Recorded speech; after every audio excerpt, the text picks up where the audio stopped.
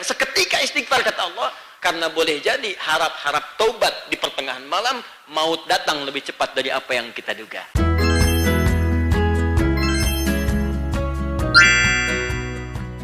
Ya, menghafal itu mudah, tapi memahami, itu butuh perhatian lebih.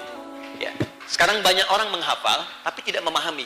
Dan itu ketika dibawa dalam praktek ibadah, umumnya nanti melahirkan sesuatu yang tidak nikmat.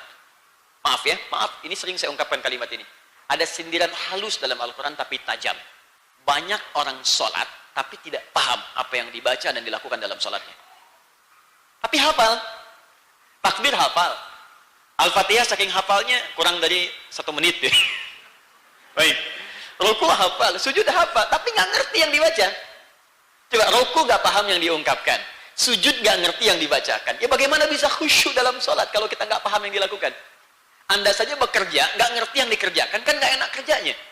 Sekarang kita ibadah menyembah Allah, tapi kita nggak ngerti yang diucapkan. Ya bagaimana bisa khusyuk? Anda menambahkan kekhusyuan, tapi Anda tidak memberi kuncinya. Itu poinnya. Ya. Ini al-iman. Maaf, ini kelihatan? Belum saya tulis ya. Baik. Hanya orang-orang yang kuat iman yang bisa melihat yang belum saya tulis. Ya. Bismillah, iman. Ya. Iman. Sudah Bu, sampai situ saja. Tidak perlu ada echo di belakang. Al-iman, ini qaulun. Ini konsep dasarnya. Kemudian kedua, fi'lun.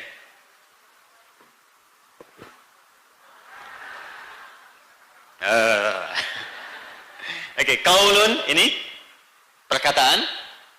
Jadi wujudnya diucapkan, bentuknya pertama kalimat syahadat. Syahadatin. Syahadatin. Asyhadu an la ilaha illallah wa asyhadu anna Muhammadan Rasulullah. Saya simpan dulu sampai sini. Fokus. Ini sudah saya bahas detailnya, jadi tidak perlu saya ulang lagi. Yang tertinggal nanti tolong lihat tayangan yang sebelumnya supaya saya tidak mengambil waktu terlalu banyak. Nah, kalau ini sudah diucapkan oleh seorang manusia, maka naik status dia muslim, masuk Islam, kan? Kemudian mukmin, beriman kepada Allah Subhanahu wa taala. Muslim, mukmin. Muslim status keimanannya, mukmin status kalimat itu yang masuk ke dalam hatinya. Di ketika kalimat itu masuk ke dalam jiwanya, sudah hadir dalam jiwa, ini nanti akan menjadi sinyal-sinyal yang masuk ke dalam setiap tubuh kita. Bimbingan, rambatan-rambatan. Di pertemuan lalu saya katakan namanya fajar. Ya, fajrun, fajar atau infajar. Jadi kalau rambatan buruk dari nafsu disebut dengan fujur, rambatan baik disebut dengan fajar. Ini nanti akan masuk membimbing ke mata bagaimana untuk melihat, membimbing ke telinga bagaimana untuk mendengar, membimbing ke tangan bagaimana untuk bisa melakukan tindakan dengan tangan sampai ke ujung kaki. Jadi orang yang sudah beriman itu ketika mengucapkan asyhadu an la ilaha illallah wa asyhadu anna Muhammadar Rasulullah, kalimat ini masuk ke dalam jiwanya, maka iman itulah yang akan membimbing semua aktivitasnya. Nah, aktivitas yang dikerjakan dengan iman itu yang dimaksud di hadis ini dengan fi'lun. Ya, fi'lun muassasun minal iman. Pekerjaan, aktivitas, perilaku, sikap, tindakan yang didasari dengan iman. Al-imanu qaulun wa fi'lun. Iman itu mula-mula diucapkan, masuk ke dalam hati. Kalau sudah di hati, di setiap jiwa seorang mukmin, muslim, maka dia akan membimbing tindakan setiap pelakunya untuk berbuat dalam kehidupan. Karena itu, semua tubuh kita saat disebutkan fungsinya dalam Al-Quran itu rata-rata mengucapkan kalimat iman dulu di awalnya. Selalu diawali dengan kata iman. Yuk kita lihat ya, contoh misal dari kepala, misal mata dan pikiran. Ya, mata, Quran surah ke-24 ayat 30 untuk laki-laki, 31 untuk perempuan. Qul lil mu'minina, imannya dulu. Katakan pada pria-pria yang merasa punya iman. Iman sudah masuk belum ke jiwa kita? Cek. Bagaimana mengeceknya? Iman sudah ada di jiwa kita.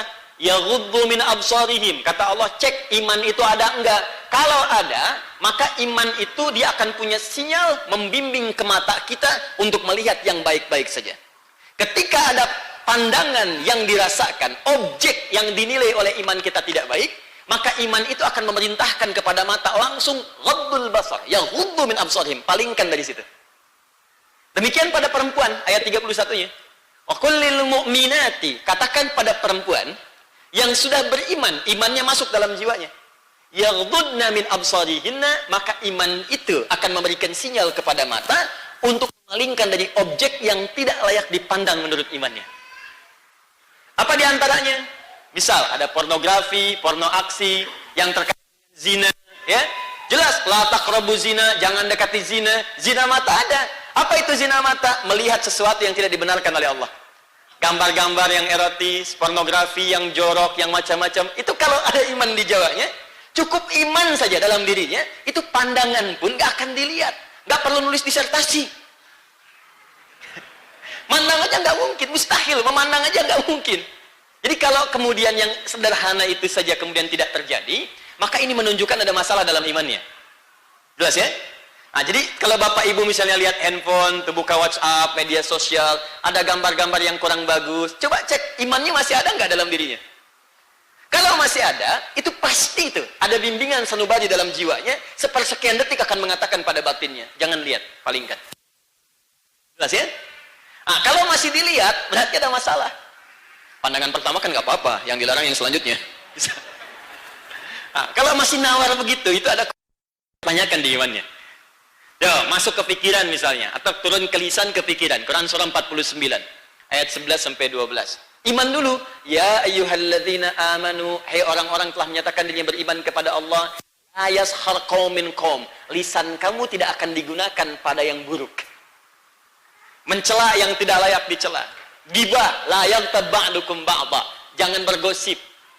Wailul lil mukadzibin, jangan berdusta. Jadi kalau ada orang benar-benar beriman, itu ketika dia terpancing untuk berdusta, ada yang memprovokasi untuk berdusta, itu imannya akan hadir di lisannya dan menghambat lisannya untuk mengeluarkan kalimat dusta itu. Dia akan tahan. Nah, kalau masih ada rasa itu, berarti iman masih ada dalam diri kita. Nah, kalau kemudian mudah sekali untuk berdusta mudah, lihat maksiat mudah, kaki melangkah pada yang buruk mudah, ini menandakan ada persoalan serius dalam imannya. Tinggal dilihat saja tingkat penyakitnya seperti apa. Yang paling bahaya, kalau iman itu sudah luntur dalam kehidupannya. Nah, sekarang persoalan selanjutnya, Ustaz, Nabi sendiri mengatakan, kadang level keimanan seseorang itu bisa naik turun. Naik turun, naik turun. Yazidu wa yantaqis. Kadang kalau sedang kuat-kuatnya, Masya Allah, jangankan mendengar, baru sekedar ada info mau datang, dia sudah tolak. Jangankan melangkah ke tempatnya, baru mendengar kalimat tempat maksiat itu dia sudah benci. Ini menunjukkan levelnya tinggi.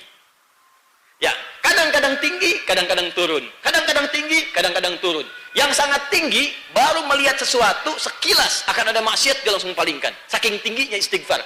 Padahal berpaling itu sudah benar, tapi takut masih ada salah. Makanya kata Quran, orang ini seketika langsung beristighfar. Quran surah 3 ayat 133. Wasari'u ila maghfirah.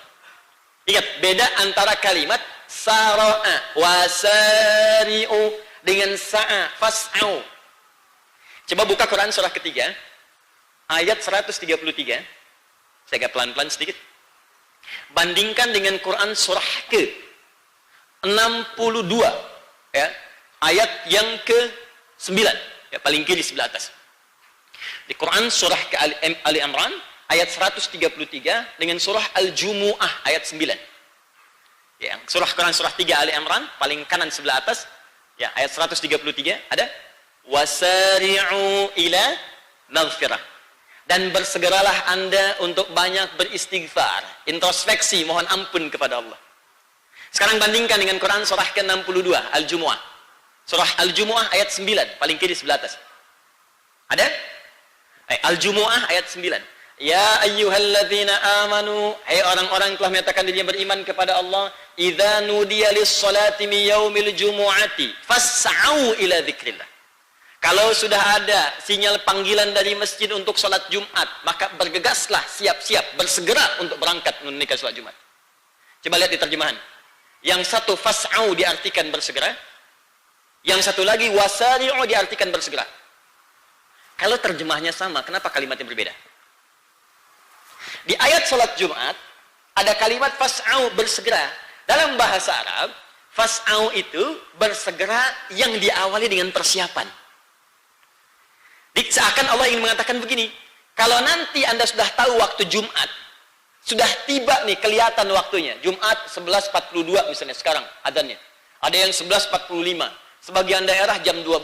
Anda sudah tahu jadwalnya, maka sebelum jadwal itu tiba, fas'au, siap-siap dulu sebelum berangkat. Makanya ada sunnah mandi, wudhu yang bersih, pakai minyak wangi, rebutan saat pertama. Karena sudah tahu jadwal Jumat itu kapan. Bukan nungguin khotib naik ke mimbar khutbah kedua. Ngobrol dulu, ini adzan pertama ya, oh ya ntar ya tunggu adzan kedua. Ini khutbah pertama ya, ntar nunggu khutbah yang kedua. Kadang-kadang di sini khatibnya khutbah, di belakang bikin khutbah sendiri. Bukan begitu caranya, makanya ada sunnah yang lain, motivasinya tinggi. Itulah Jumatan. Tapi perhatikan ketika Allah menyebutkan kaidah istighfar dalam Al-Quran. Kalimatnya berubah dari kata sa'a menjadi kata sara'a. Wasari'u. Ya. Sara'a itu artinya sifat bersegera yang tidak didahului dengan persiapan apapun. Udah jangan banyak direncanakan. Kalau berbuat dosa siang ini, jangan rencanakan malam taubat. Sekarang istighfari. Jangan dosa siang direncanakan taubat malam. Malam bil tahajud supaya khusyuk. Sekarang maksiat dulu, tobatnya malam. Kenapa kemudian kita tidak harus tunda sampai dengan jeda yang cukup panjang? Seketika istighfar kata Allah. Karena boleh jadi harap-harap taubat di pertengahan malam, maut datang lebih cepat dari apa yang kita duga.